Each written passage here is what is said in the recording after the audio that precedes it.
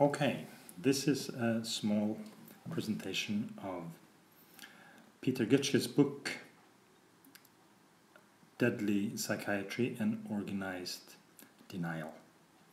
It's a very good book, and I will just give a little summary here so that you will want to read it. First of all, Dr. Gutschke, who is an internal medicine specialist and professor in research methodology in Denmark, he says that psychiatric drugs are harmful, more harmful than good. And he says that they kill approximately 500,000 people, over 65 in Europe and America combined.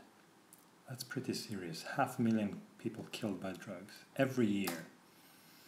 And this makes the medication third leading cause of death in the world. And the worst thing is that most people don't get any benefit from this.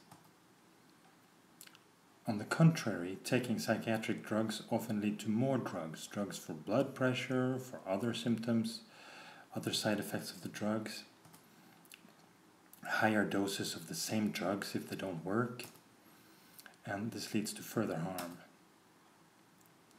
Now, if some of these medications are dangerous for the patients, can we then force them to take it? Is that correct?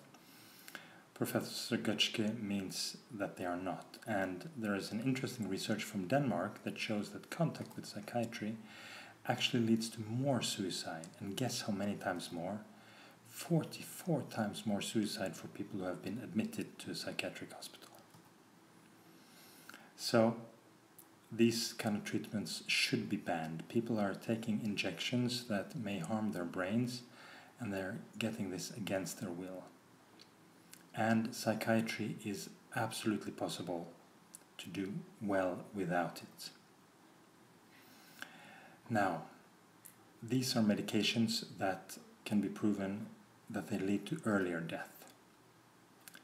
And they can be decreased by 98%. The use can be decreased by 98%. Now we have a lot of long-term use. They can be very useful if they're used very sparingly in acute cases. And if we cut that much on the medication, this would improve our mental health a lot. People would live longer. Okay, in this book, Dr. Gutschke busts a lot of myths. First of all, that psychiatric diagnoses are reliable. They're absolutely not reliable. The results are hopelessly bad. When one doctor says it's depression, another one will say, no, it's not depression, it's anxiety, or it's schizophrenia. Another myth is that when we have biological or genetic explanations, this will reduce the stigma. It's like sickness like any other, that people can't avoid having their psychological problem. Actually, the research shows the opposite. If we think that people are biologically broken, we have more stigma towards them. We don't want to have them as our neighbors. Another myth is that we have chemical imbalances in our brains that the drugs will fix. There's never been proven that we have chemical imbalances. That would be a very, very simple explanation for the most complex organ in the universe.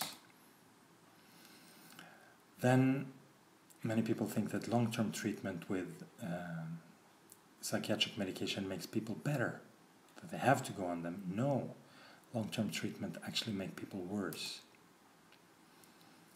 Then many doctors tell patients that ADHD and schizophrenia and depression lead to brain damage.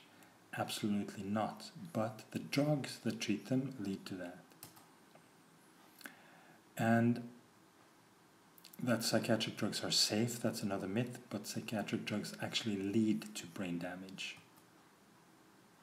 So that was a little bit about psychiatric drugs, deadly medicines, and organized denial by Peter Gutschke.